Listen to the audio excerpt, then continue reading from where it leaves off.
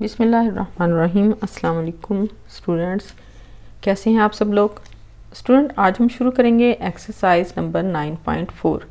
9.4 शुरू करने से पहले ये एक्सरसाइज के बारे में हम थोड़ी सी इंफॉर्मेशन ले लेते हैं। तो ये एक्सरसाइज जो है ये बेसिकली पॉलीगॉन्स के बारे में है। तो इसमें है जी geometrical properties of polygon and their applications, यानी कि ज्योमेट्रिकल प्रॉपर्टीज़ जो हैं वो पॉलीगॉन की यानी कि बंद अशकाल की लेनी है और हम इन्हें कहाँ कहाँ इस्तेमाल कर सकते हैं। तो geometrical properties of regular polygons, regular polygons की ज्योमेट्रिकल प्रॉपर्टीज़ यानी कि रेगुलर पॉलीगॉन होती क्या हैं। A regular polygon has all sides and all angles equal. Polygon जो है उसकी तमाम साइड्स और तमाम एंगल जो हैं वो बराबर होते हैं और उनकी एक ऐसी शक्ल होती है जिसको हम कोई नाम दे सकें। ठीक है। Some of the common regular polygons are equilaterals, triangles, squares, regular pentagon, regular hexagon। तो जो आम तौर पर पॉलीगॉन्स रेगुलर पॉलीगॉन्स जो हैं जिनका हम इस्तेमाल करते हैं उनमें ट्राइंगल्स हैं, स्क्वेयर्स हैं, इक्विलेटर यानी कि मसाविल साकैन बराबर इजला वाली ट्राइंगल्स, स्क्वेयर्स, रेगुलर पेंटागन यानी कि 5 साइड्स वाली रेगुलर बंद शक्ल जो है, और रेगुलर हेक्सागन यानी कि 6 साइड्स वाली पॉलीगॉन। ठीक है। तो ये तो हो गई रेगुलर पॉलीगॉन्स जो हम ज्योमेट्रिकल उसमें इस्तेमाल करते हैं। और ये हम आज देखते हैं कि सम ऑफ इंटीरियर एंगल्स। अब ये कि इनके अंदरूनी जाविये जो हैं उनका सम अप कैसे लेना है, उनका आपने मजमुआ कैसे लेना है। The formula for sum of interior angles of n sided polygon.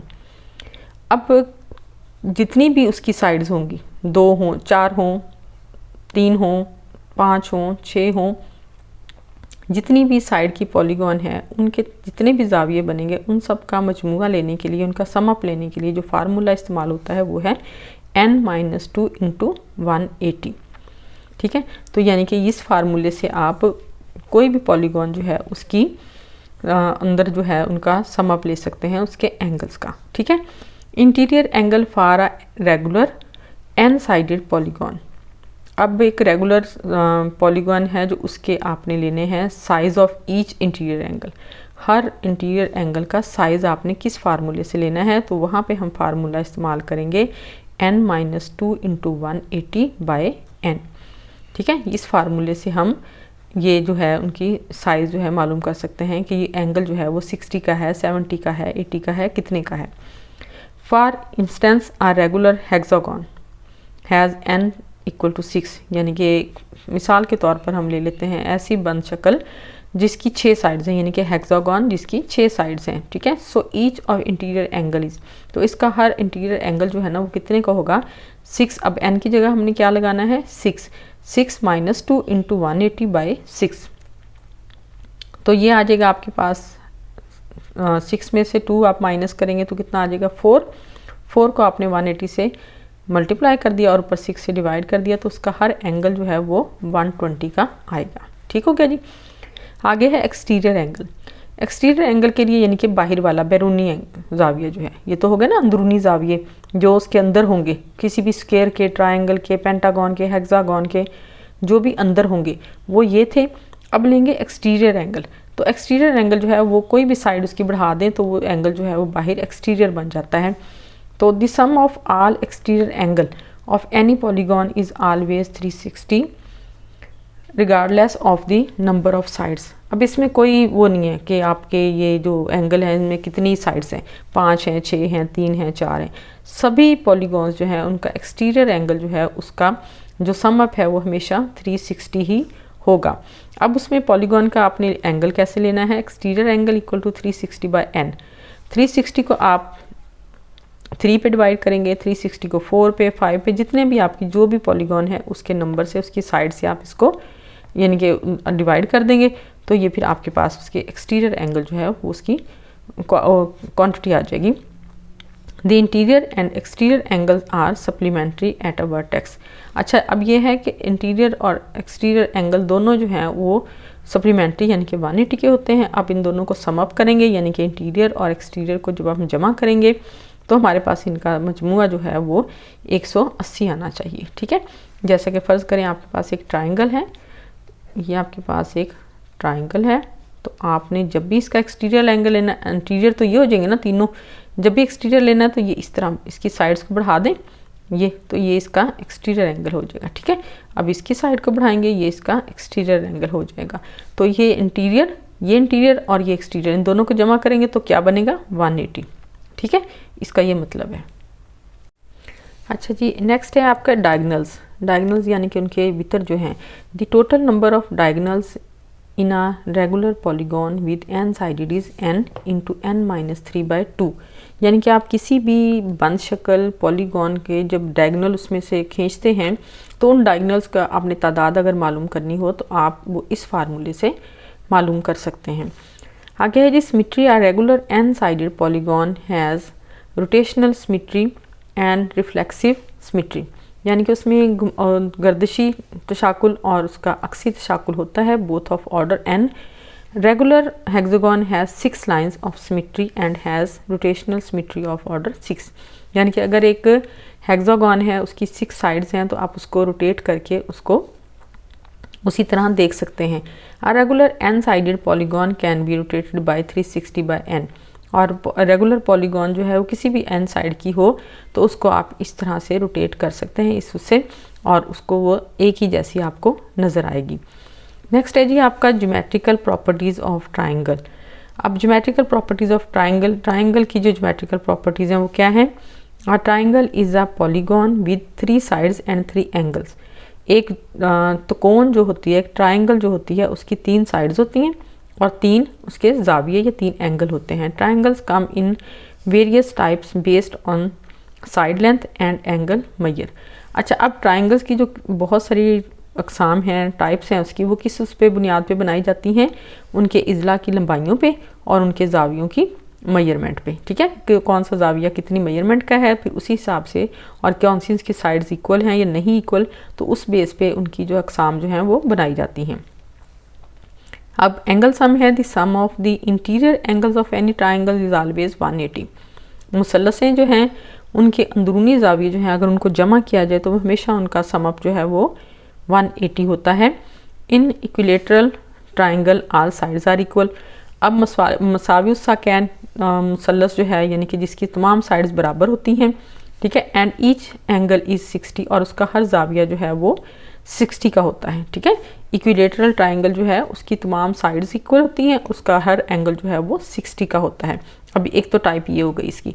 ठीक है, if it has 3 lines of symmetry and rotational symmetry of order 3। अब इसकी 3 साइड्स होती हैं, तीनों तरफ से जिधर मर्जी आप उसको घुमा लें। In isosceles triangle 2 sides are equal and the angles opposite to the equal sides are also equal. अच्छा, अब ये मसाविल साकैन का है, इसके 2 साइड्स जो हैं वो बराबर होती हैं, 2 साइड्स बराबर होती हैं और दोनों के ऑपोजिट एंगल जो हैं वो इक्वल होते हैं। It has 1 line of symmetry, ये एक तरफ से इसको यानी कि वो किया जा सकता है सिमेट्री। आगे है जी exterior angle of a triangle. अब ट्राइंगल का बैरूनी जाविया कैसा होता है? जैसे मैंने आपको बताया कि इसकी साइड्स को अगर आप लंबा खींच लें तो ये वाला जाविया जो है इसका बैरूनी जाविया होगा। ठीक है, the measure of an exterior angle is an triangle is equal to sum of the measure of 2 opposite interior angles। अच्छा, अब ये जो तीसरा एंगल है इसका जो इसकी मेजरमेंट जो है वो इसके ऑपोजिट दोनों साइड्स के एंगल के मेजरमेंट के सम अप के इक्वल होगी। यानी कि जाविया इतना होगा, इसकी मेजरमेंट इतनी होगी जितना हम इन दोनों जावियों को जमा करके करें। जैसा कि in triangle ABC measurement angle A plus measurement angle B equal to measurement angle BCD, यानी कि ये जो एंगल C है जो दरमियान में होता है वो इस एंगल का नाम होता है। तो ये angle A plus angle B equal to angle C, ये इसका आगे आ गया। ठीक है, आगे है जी next geometrical properties of parallelogram. ठीक है, किसी भी चकोर जो है उसमें स्क्वायर आ जाएगा, रेक्टेंगल आ जाएगी, इसमें रोम्बस आ जाएगी। ठीक है, तो ये सारी चीज़ें जो हैं ये पैरेललोग्राम में आती हैं। A parallelogram is a equilateral whose opposite sides are parallel and equal in length. अब पैरेललोग्राम ये जो है वो ऐसी बंद शक्ल है जिसकी 4 साइड्स हैं। ठीक है, वो एक दूसरे के दोनों साइड ऑपोजिट साइड जो है वो एक दूसरे के इक्वल भी होंगी और पैरेलल भी होंगी। And opposite angles are equal, और उनके ऑपोजिट एंगल जो हैं वो भी इक्वल होंगे। It's adjacent angles are supplementary. अब इसके आमने सामने के एंगल जो हैं वो सप्लीमेंट्री होंगे, यानी कि 90 के होंगे ऐसे, ठीक है ना। जैसे ये एक फॉर एग्जांपल ये एक आपके पास ब्लॉक नज़र आ रहा है, इसके देखें ये दोनों एडजेसेंट एंगल हैं, ये भी 90 का है, ये भी 90 का है, दोनों को सम अप करेंगे तो 180 हो जाएगा, ठीक है। The diagonals of a parallelogram bisect each other, ये इसके पैरेललोग्राम जो हैं वो डायगोनल्स जो हैं इन पैरेललोग्राम के वो एक दूसरे को इंटरसेक्ट करते हैं, यानी कि आप जैसे पैरेललोग्राम में इस तरह क्रॉस करेंगे तो वो एक दूसरे को इंटरसेक्ट करेंगे। They cross each other at the mid point, वो एक दूसरे को मिड पॉइंट पे क्रॉस करते हैं। They are not equal in length, वो लेंथ में बराबर नहीं होते, ठीक है। ये कुछ टाइप्स दी गई हैं, ठीक है। एक रेक्टेंगल है, रेक्टेंगल क्या होती है, all angles are 90 and diagonal are equal, जैसे हम मुस्ततील कहते हैं, ठीक है। रोम्बस है, ये मोयन कहलाती है, ऑल साइड्स आर इक्वल, इसकी तमाम साइड्स भी इक्वल होती हैं। And diagonals bisect each other at right angles, और वो एक दूसरे को 90 के जाविये पर एक दूसरे को इंटरसेक्ट करते हैं। जो स्क्वायर है, ऑल साइड्स आर इक्वल, इसकी तमाम साइड्स इक्वल होती हैं। ऑल एंगल्स आर 90, तमाम एंगल उसके 90 के होते हैं। एंड डायगोनल्स आर इक्वल, और इसके डायगोनल्स भी इक्वल होते हैं। And bisect each other at right angles, और ये एक दूसरे को 90 के उस पर इंटरसेक्ट करते हैं, ठीक हो गया। ये नेक्स्ट पे आपको एक एग्जांपल दी गई है, इसको देख लीजिएगा कि find measure of each interior angle of a regular pentagon, ठीक है। जो 5 जावियों वाली होती है ना पेंटागन, जिसकी 5 साइड्स होती हैं, ये पेंटागन है। अब इसमें क्या है जी, इंटीरियर एंगल हमने मालूम करना है। फार्मूला हम पहले देख चुके हैं कि n-2 इंटू 180 बाई n, तो यहाँ n की जगह हमने 5 लगा देना है, तो 5 में से 2 गए 3 आ जाएंगे, 3 को 180 के साथ आपने मल्टीप्लाई करना है। तो जब इनको मल्टीप्लाई करेंगे 540 आ जाएगा, बाय 5 आ जाएगा, इनको हम डिवाइड करेंगे तो 108, तो आपके पास ईच इंटीरियर एंगल जो है वो आ गया 108 का। अब लेते हैं इसका एक्सटीरियर एंगल।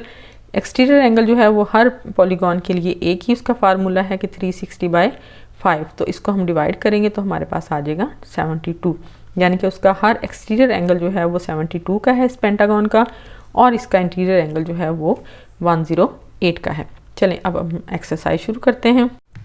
चलें जी, अब हम एक्सरसाइज शुरू करते हैं। एक्सरसाइज का फर्स्ट क्वेश्चन है हमारा, what is the sum of a interior angles of a decagon. Decagon क्या होती है, 10 साइडेड पॉलीगॉन, यानी कि ऐसी पॉलीगॉन जिसकी 10 साइड्स होती हैं। For a decagon number of sides कितने हैं इसके, 10, ठीक है। यानी कि इसके डेकागन के कितने, उस n की वैल्यू कितनी है, 10। For a decagon number of sides equal to 10। Sum of interior angles, अब हमने इसके इंटीरियर एंगल्स का सम आप मालूम करना है ऑफ अ डेकागन, तो इस पे हम फार्मूला लगाएंगे n-2 इंटू 180, जो फार्मूला हमने सबसे पहले याद किया था कि उसको सम अप लेने के लिए किसी भी पॉलीगॉन का, तो वो है n-2 इंटू 180। n की जगह हमने 10 लगा दिया, 10 में से 2 माइनस करेंगे तो 8 आ जाएगा, 8 को हम 180 के साथ मल्टीप्लाई करेंगे तो हमारे पास आ जाएगा 1440, यानी कि 1440 डिग्री एंगल, ठीक है ना। इसकी हर एंगल की जो है मेजरमेंट वो है 1440 डिग्री। अब हम लेते हैं सेकंड पोर्शन इसका, सेकंड पार्ट है इसका, calculate the major of each interior angle of a regular hexagon. अब हेक्सागन ऐसी बंद शक्ल है जिसकी 6 साइड्स होती हैं, ठीक है। Number of side of hexagon equal to 6, each interior angle of hexagon, अब फिर वही लगेगा। अब यहाँ पे ईच है, यहाँ सम अप नहीं है, ठीक है। वहाँ पहले ऊपर वाले क्वेश्चन में हमने सम अप मालूम किया था, इसमें हमने ईच इंटीरियर एंगल यानी कि हर एंगल की हमने वो मालूम करनी है मेजरमेंट। तो इसके लिए हम फार्मूला लगाएंगे n-2 बाई n इंटू 180, तो n की जगह हमने 6 लगा दिया है, तो 6-2 बाई 6 इंटू 180 आ जाएगा, तो यहाँ पे आ जाएगा 4/6 इंटू 180। तो ये हमारे पास, इसको कैंसिल करेंगे या इसको इसके साथ मल्टीप्लाई करें, ठीक है ना, 720 बाई 6, तो ये आ जाएगा 120 डिग्री। तो यहाँ पे हर उसका जो है वो हमारे पास आ जाएगा 120 डिग्री जो है उसका each interior angle of hexagon, सही है। नेक्स्ट है जी हमारा थर्ड पार्ट इसका, what is the each exterior angle of a regular pentagon. Pentagon कौन सा है, जिसकी 5 साइड्स होती हैं, ठीक है। तो एक्सटीरियर एंगल के लिए जैसा कि आपको मालूम है कि कोई भी पॉलीगॉन हो उसका एक ही फार्मूला आएगा 360 बाई n। 360 को आपने 5 पे डिवाइड कर दिया तो ये हमारे पास एक्सटीरियर एंगल की मेजरमेंट आ जाएगी, यानी कि 72 डिग्री, ठीक हो गया।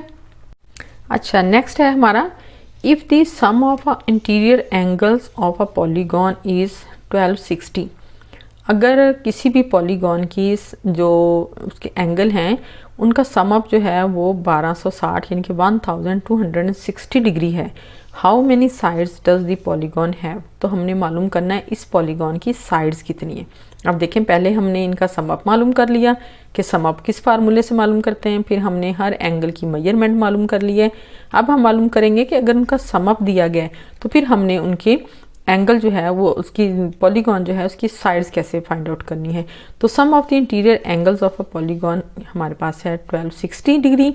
Number of sides of polygon हमने फाइंड आउट करनी है। तो सम ऑफ इंटीरियर एंगल्स क्या है हमारे पास फार्मूला n-2 इंटू 180 डिग्री। ठीक है, तो सम ऑफ कितना है 1260, n-2 इंटू 1 डिग्री। तो हम क्या करेंगे, ये जो 180 है, ठीक है, इसको हम इधर डिवाइड कर लेंगे। तो 1260 बाई 180 इक्वल टू n-2। अब इसको डिवाइड किया हमने तो हमारे पास आ गया 7, यहाँ है n-2, ये -2 है, इधर आके ये प्लस हो जाएगा, ऐड हो जाएगा, तो 7 + 2 इक्वल टू n। तो n हमारे पास कितनी वैल्यू आ गई 9, यानी कि जो हमारे पास पॉलीगॉन है जिसके हमें इंटीरियर एंगल्स का सम अप दिया गया था उसकी साइड्स कितनी है। अब हम करेंगे क्वेश्चन नंबर 2। क्वेश्चन नंबर 2 है in a parallelogram ABCD measurement AB equal to 10 centimeter, measurement AD equal to 6 centimeter and measurement angle BAD equal to 45 degree. Calculate the area of ABCD. अब देखें, आपको समझाने के लिए कि पैरेललोग्राम किस तरह की होती है, मैंने यहाँ पे एक शक्ल बनाई है इसकी। अब देखें, अगर हम इसकी देखें साइड्स थोड़ी सी तिरछी हैं। अभी मैंने लाइन ड्रॉ करके आपको बताया कि अगर सीधी लाइन हो तो इस तरह आएगी, लेकिन ये थोड़ी सी तिरछी होती है। ठीक है, ये इसके पैरेलल है, ठीक है, और ये जो साइड है ये इसके पैरेलल है। तो ये दोनों साइड जो है ऑपोजिट साइड जो है वो एक दूसरे के पैरेलल होती हैं, और ये एक पैरेललोग्राम है, यानी कि स्क्वायर या रेक्टेंगल नहीं होता, इससे थोड़ी सी डिफरेंट होती है। ठीक है, इसमें अब देखें कि AB जो है वो 10 सेंटीमीटर है, ऑफ कोर्स DC भी 10 सेंटीमीटर होगी, ये और AD जो है वो 6 सेंटीमीटर है, तो ये भी 6 सेंटीमीटर होगी। और एंगल जो है BAD यानी कि ये वाला A एंगल जो है ये इसका है 45 डिग्री का। आपने इसका एरिया कैलकुलेट करना है। एरिया का फार्मूला है आपके पास area of a parallelogram equal to AB into AD into sine 45। ठीक है, इसका हमने जो एंगल दिया हुआ है उसका हमने साइन लेना है, तो इसका साइन आ जाएगा 1/√2। इसकी वैल्यू आएगी 10 सेंटीमीटर, इसकी आ जाएगी 6 सेंटीमीटर। इनको आप मल्टीप्लाई कर लें। इसकी वैल्यू जो है आप टेबल से भी ले सकते हैं, कैलकुलेटर से भी ले सकते हैं। ठीक है, मैंने कैलकुलेटर से ली है इसकी वैल्यू, इन दोनों को मल्टीप्लाई किया 60 आ गया। इसकी वैल्यू कैलकुलेटर से 0.707 है, इन दोनों को मल्टीप्लाई किया तो हमारे पास जो है वो इसका एरिया कितना आ गया, एरिया ऑफ ABCD यानी कि एरिया ऑफ पैरेललोग्राम ABCD हमारे पास आ गया 42.42 स्क्वायर सेंटीमीटर। ठीक है, अच्छा, इसको आपने हमेशा <1 होता है ये पॉइंट के बाद वाली वैल्यू, इसको आपने अलग अलग पढ़ना होता है, यानी कि 42.42 स्क्वायर सेंटीमीटर। तो ये इसका एरिया आ गया पैरेललोग्राम का। जी, अब हम करेंगे क्वेश्चन नंबर 3। क्वेश्चन नंबर 3 है in a parallelogram ABCD if measurement DAB equal to 70 degree, यानी कि एंगल A जो है वो अगर 70 डिग्री होगा, find the measure of all other angles in a parallelogram. तो आपने इस पैरेललोग्राम के जो बाकी एंगल्स हैं उनकी मेजरमेंट बतानी है। अब देखें कि हमने 2-3 चीज़ें शुरू में की हैं, तो उसके अकॉर्डिंग जो है वो हम कर लेते हैं कि इन अ पैरेललोग्राम ABCD, ये पैरेललोग्राम है, ठीक है, ABCD, इसमें जो एंगल A है वो है 70 डिग्री का।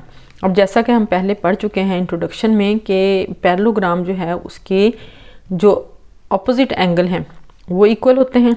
ठीक है, ऑपोजिट एंगल इक्वल होते हैं और ऑपोजिट साइड जो हैं वो एक दूसरे के पैरेलल होती हैं। ठीक है, अब जो ऑपोजिट एंगल इक्वल होते हैं इसका मतलब है अगर एंगल A 70 डिग्री का है तो एंगल C भी 70 डिग्री का होगा। ठीक है, अगर आप लिखेंगे ना angle DAB equal to 70 degree, तो आप लिख सकते हैं कि DCB आल्सो 70 डिग्री। ठीक है, अगर ये 70 डिग्री है तो BCD भी 70 डिग्री का होगा। एक चीज़ हो गई।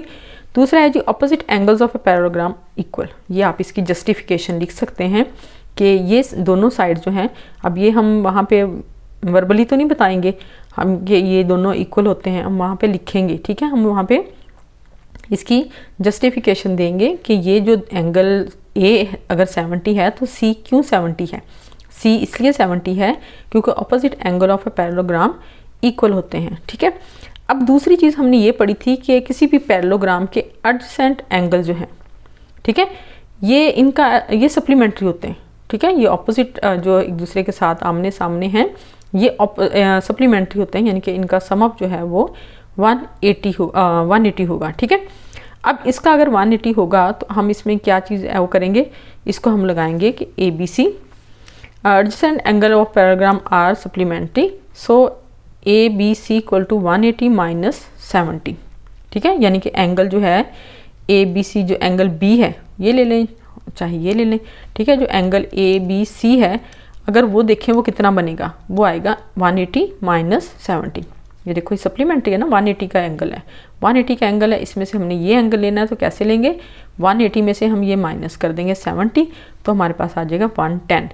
तो 110 एंगल होगा ये B, तो ये दोनों भी एक दूसरे के ऑपोजिट हैं, तो अगर B 180 है 110 है तो D भी 110 होगा। तो इसके ये आ जाएगा कि जो ABC है वो बराबर है CDA के, और दोनों किसके हैं, 110 के बराबर हैं, क्योंकि दोनों अपोजिट एंगल हैं और दोनों इक्वल हैं। ठीक है, आप फिर अगेन इसका लिख सकते हैं कि ये चीज़ जो है वो कैसे आएगी, यानी कि 180 दो तो हो गए 70 के, ठीक है, और दो हो जाएंगे हमारे पास 110 के।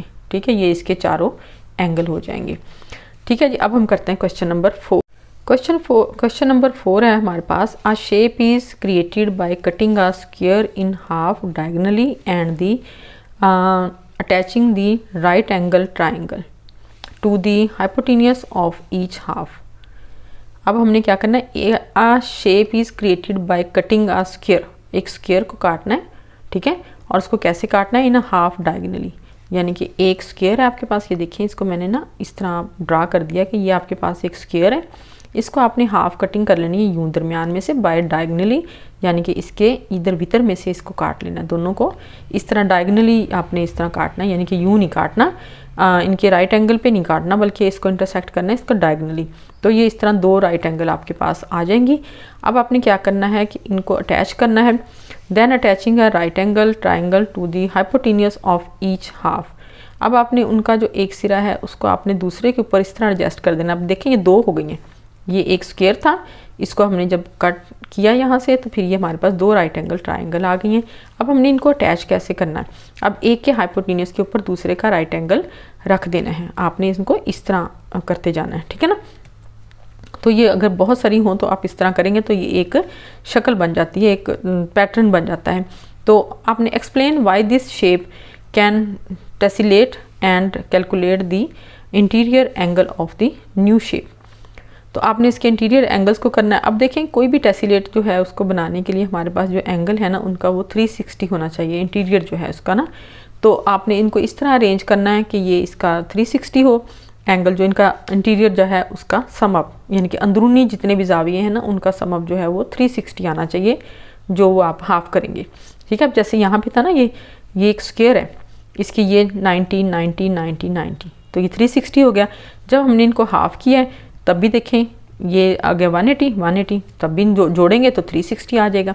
ठीक है, तो हम करते हैं इसको थोड़ा सा लिख लेते हैं कि by taking a square into two pieces diagonal into two right angle triangle, जो कुछ हमें वो दिया गया है वो हमने लिख लिया है।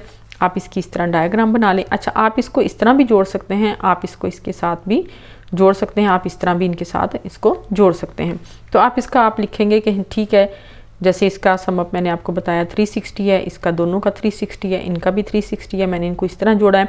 तो आप कह सकते हैं कि हाँ जी ये yes this shape can attached because tessellate, yes this shape can tessellate because the sides of the shape align exactly due to congruence of the triangle.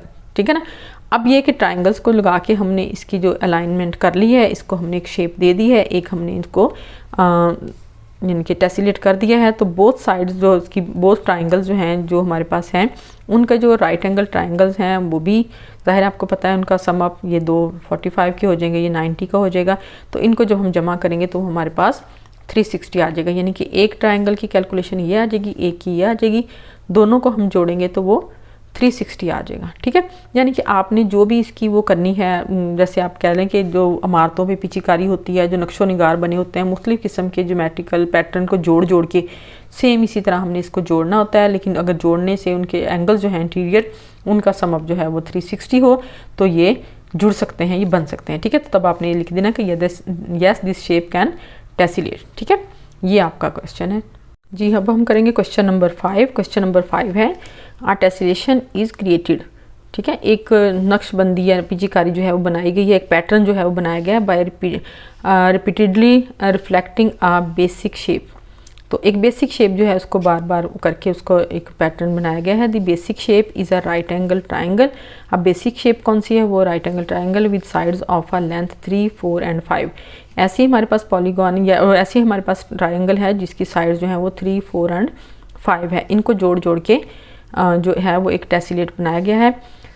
Find the minimum number of tessellation needed to create a tessellation that cover a shape square with an area of 3600 square units। अब देखें कि वो जो triangle जोड़ी गई हैं जिनमें 3, 4 and 5 उसकी यूनिट्स हैं, तो जाहिर बात है कि आप देखें हाइपोटेनियस ये हो जाएगा, परपेंडिकुलर ये हो जाएगा, बेस उसकी ये हो जाएगी। यानी कि आप यहाँ पे एक ट्राइंगल जो है वो उसको देख सकते हैं कि आपके पास अगर ये ट्राइंगल है ना, राइट एंगल ट्राइंगल, तो आप देखें इसका हाइपोटेनियस सबसे बड़ा है 5 आ जाएगा, परपेंडिकुलर है 4 आ जाएगा और बेस जो है वो 3 आ जाएगी। इस तरह की ट्राइंगल जो है उनको जोड़ जोड़ के आपने एक टेसिलेशन बनाई है। अब उस टेसिलेशन में आपने देखें कि उसका टोटल एरिया जो है वो है 3600। तो आपने भी बताना है कि उसमें कितनी वो लगी है, यानी कि नंबर ऑफ टेसिलेशन की needed create a tessellation that cover square with. तो हमें कितनी की ज़रूरत है यहाँ पे, कितने यूनिट की या कितनी उसकी रिफ्लेक्शंस की, जिससे कि ये एक टेसिलेशन जो है वो बन जाए इतने एरिए की। अब देखिए length of right angle triangle is 4 centimetre, 5 centimetre, 3 centimetre. हम सेंटीमीटर में ले लें या यूनिट्स में ले लें, कोई इशू नहीं है। आगे जिसका हाइपोटेनियस 5 यूनिट्स है, परपेंडिकुलर इसका 4 यूनिट्स है और बेस इसकी 3 यूनिट्स है, ये हमें दिए गए। तो एरिया जो है वो ट्राइंगल का क्या है 1/2 इंटू बेस इंटू परपेंडिकुलर। तो आपने ये ले लिया, ये हमारे पास इसका आ गया 12/2, 6 यूनिट्स जो है वो इसका एरिया आ गया। टोटल एरिया ऑफ टेसिलेशन कितना है 3600। ठीक है, ये एक ट्राइंगल का आया है और ये टोटल का है। अब आपने क्या करना है, टोटल जो है उसका टोटल एरिया जो है उसको आपने डिवाइड कर देना है एक ट्राइंगल के एरिए पे। ठीक है, तो नंबर ऑफ रिफ्लेक्शन ट्राइंगल्स कितनी है, टोटल एरिया उसका और एरिया ऑफ 1 ट्राइंगल, इनको आप डिवाइड कर दें। डिवाइड करेंगे तो हमारे पास आ जाएगी 600। तो हमें 600 रिफ्लेक्शंस की ज़रूरत है उस स्क्वायर को कवर करने के लिए, यानी कि उसमें इतनी ज़्यादा हमें ट्राइंगल्स की ज़रूरत पड़ेगी। हम करते हैं क्वेश्चन नंबर 6। क्वेश्चन नंबर 6 है हमारा, a tessellation is created using regular hexagon. यानी कि एक ऐसा पैटर्न बनाया गया है जिसमें हमने हेक्सागोन इस्तेमाल किए हैं, यानी कि हेक्सागोन को जोड़ जोड़ के हमने वो टेसिलेशन बनाई है। अच्छा, जोड़ जोड़ के इसलिए कह रही हूँ कि कोई भी पैटर्न बनाना हो किसी भी पॉलीगॉन की मदद से, तो उनको इस तरह रखा जाता है कि उनके दरमियान में खाली जगह ना हो और वो एक दूसरे के साथ जोड़ जोड़ के बनाई जाती हैं, इस तरह अटैच की जाती हैं कि एक पैटर्न भी बन जाता है। ठीक है, और वो साथ उनके साथ कोई खाली जगह भी नहीं होती। Each hexagon has a side length of 5 centimetre. अब जो हेक्सागोन है, हेक्सागोन कौन सी पॉलीगॉन है, जिसकी 6 साइड्स होती हैं। ठीक है ना, तो ये हेक्सागोन है जिसकी 6 साइड्स हैं। ठीक है, और हर साइड जो है उसकी लेंथ कितनी है 5 सेंटीमीटर। यानी कि एक हेक्सागोन, एक पॉलीगॉन ऐसी है जिसकी 6 साइड्स हैं आपके पास और हर साइड की जो लेंथ है वो 5 सेंटीमीटर है। ठीक है, find the total area of the tessellation. अब आपने बताना है कि वो जो टोटल उसका एरिया है वो कितना है उस टेसिलेशन का। If it consist of 25 hexagon, अगर वो 25 हेक्सागोन को जोड़कर बनाई गई हो। समझ आ गई आपको कि हर हेक्सागोन 25 हेक्सागोन लिए। ठीक है, और उनमें हर हेक्सागोन यानी कि 6 खानों वाली पॉलीगॉन, 6 साइड वाली पॉलीगॉन है, उसकी हर साइड की लंबाई 5 सेंटीमीटर है। ठीक है, आपने ये बताना है कि उसका एरिया कितना है। And total parameter of outer edges of the tessellation, और आपने इसका एरिया भी बताना है और इसका पैरामीटर भी बताना है, यानी कि हाथा भी बताना है, यानी कि आउटर लाइन की लंबाई बतानी है। अज्यूमिंग इस परफेक्ट हेक्सागोन। ठीक है, अब आपने देखना है कि ये एक परफेक्ट हेक्सागोन है और उसकी जो आपने एरिया भी मालूम करना है। आपने अगर उनको जोड़ा है, टेसिलेशन बना ली है, तो फिर आपने उसकी आउटर लाइन जो है उसकी लेंथ भी बतानी है, यानी कि उसका पैरामीटर बताना है। तो length of a side of hexagon कितनी है, इसको हम एस ले लेते हैं, साइड्स की लेंथ, ठीक है ना। आप इसकी कुछ भी ले सकते हो साइड्स का उसका। तो ये साइड को मैंने एस से डोनेट किया है, तो ये आ जाएगा 5 सेंटीमीटर। एरिया ऑफ हेक्सागोन कितना है, ये इसका हेक्सागोन का फार्मूला है एरिया मालूम करने का, इनके 3√3/2, ठीक है। ये आपकी इसमें इंट्रोडक्शन में दिया गया है। अब साथ में आपने एरिया या इसकी साइड्स जो है उनका स्क्वायर ले लेना है, ठीक है। अब स्क्वायर लिया है तो ये आगे इसमें वैल्यू पुट कर दी, साइड की क्या है 5, ठीक है। ये एस है, ये 5 है, ठीक है। ये थोड़ा सा रिजेंबल हो गया है, तो 5 का स्क्वायर आ जाएगा ये, ठीक है। 3√3/2 इंटू 5 स्क्वायर, 5 स्क्वायर कितना आ जाएगा जी 25। ये जितनी इसकी साइड की लेंथ होगी वो लगेगी यहाँ पे, आपने इनको कैलकुलेट कर लेना है, ठीक है। 25 को आपने 3 के साथ वो किया है मल्टीप्लाई, 75 आ गया, √3 हो गया बाय 2 आ गया। अब इसको कैलकुलेटर से आपने कैलकुलेट किया, √3 की वैल्यू ली, इसको इसके साथ मल्टीप्लाई करेंगे तो हमारे पास ये आ जाएगा, ठीक है। 2 पे इसको डिवाइड कर लेंगे तो इनको मल्टीप्लाई किया तो 129.9 आ गया, अपॉन 2 आ गया, तो इक्वल टू 64.95 स्क्वायर सेंटीमीटर। ये स्टूडेंट इसका एरिया आ गया, ठीक है। यानी कि सिंपल है, आपने सिर्फ इसका ये फार्मूला याद रखना है, ठीक है। फार्मूला यहाँ पे ये साइड की लेंथ है, तो यहाँ पे लेंथ लगा दी साइड की, इसका स्क्वायर ले लिया, इनको आपने कैलकुलेट किया, ये आपके पास एरिया ऑफ अ हेक्सागोन आ गया, ठीक है। अच्छा, ये उसका अंदर वाला एरिया आ गया। अब हमने मालूम करना है इसका पैरामीटर। अच्छा, इसके लिए देखिए मैंने ना ये पैटर्न बनाया आपको दिखाने के लिए, देखें ऐसे होता है। ये हमारे पास एक हेक्सागोन है, यानी कि इसकी 6 साइड्स हैं, 1 2 3 4 5 और ये 6। अब 6 साइड्स हैं, मैंने ये हेक्सागोन जोड़ के ना 25 हेक्सागोन जोड़ के मैंने ये पैटर्न बनाया। ये कुछ एक्स्ट्रा बन गई थी तो मैंने रिमूव कर दिए, तो ये 25 हेक्सागोन है, ठीक है। अब इनका ये जो अंदर वाला सारा एरिया है ना, ये जो जगह है, ये सारा इसका एरिया है जो कि आ गया ये, ठीक है। अब हमने मालूम करना है इसकी बाउंड्री एरिया, ये चीज़ जो है ना, ये कितनी है, ये सारी लाइन जो है ये आपने मालूम करनी है, इसको हम कहेंगे पैरामीटर। अच्छा, अब एरिया ये आ गया, एरिया ऑफ 25 हेक्सागोन। अब एक का एरिया ये, अब ये बाकी एरिया ये आ गया, ठीक है। तो ये एक उसका आ गया और ये आ गया बाकी 25 का, ठीक है। ये एक का एरिया था जो ये वाला है, और ये आ गया इसके बाकी 25 का एरिया, सही है। इस टोटल का एरिया जो है हमने फाइंड आउट कर लिया, वो ये आ गया। अब है टोटल आउटर साइड, वो कितनी है, ठीक है। अब ये मैंने गिनी, ठीक है। यहाँ से स्टार्ट कर लें, 1 2 3 4 5 6 7 8 9 10 11 12 13 14 15 16 17 18 19 20, इस तरह करके ना आपने ये सारी आउटर लाइन गिनी है, तो ये बनी है 38, ठीक है। 38 बनी। अब देखें ना, हमें पता है ये 5 सेंटीमीटर है, ये 5 सेंटीमीटर 5 सेंटीमीटर 5 सेंटीमीटर 5, तो हमने क्या किया, इनको मल्टीप्लाई कर लिया, 38 को 5 के साथ मल्टीप्लाई कर लिया, नंबर ऑफ साइड्स और लेंथ ऑफ साइड्स, तो हमारे पास ये आ गया इसका पैरामीटर 190 सेंटीमीटर, ठीक है। तो ये इसका पैरामीटर आ गया, ये एक का एरिया आ गया हेक्सागोन का, और ये 25 हेक्सागोन का एरिया आ गया, ठीक है। यानी कि इस पूरी टेसिलेशन का एरिया, और ये इसका पैरामीटर आ गया, ठीक है। आपको समझ आ गया होगा अच्छी तरह। अब इसको 1-2 दफ़ा आप देखें तो आपको मज़ीद समझ आ जाए। अच्छा, अब करते हैं क्वेश्चन नंबर 7। क्वेश्चन नंबर 7 है, a rectangular floor is 12 metre by 15 metre. अच्छा, रेक्टेंगुलर का मतलब एक मुस्ततीली, ठीक है। मुस्ततील की पता है आपको लंबाई और चौड़ाई जो है वो डिफरेंट होती है, तो ये 12 मीटर जो है वो चौड़ा है और 15 मीटर जो है वो लंबा है। How many square tiles each 1 metre by 1 metre, यानी कि इसमें कितनी टाइल्स जो हैं वो 1 बाय 1 की लगेंगी, are needed to cover the floor, इस फ्लोर को कवर करने के लिए, इस फ्लोर में लगाने के लिए। एक आपके पास मुस्ततीली फर्श है जिसकी लंबाई और ये चौड़ाई है, और उसमें 1 बाय 1 की आपने लगानी है, यानी कि 1 मीटर लंबी 1 मीटर चौड़ी टाइलें।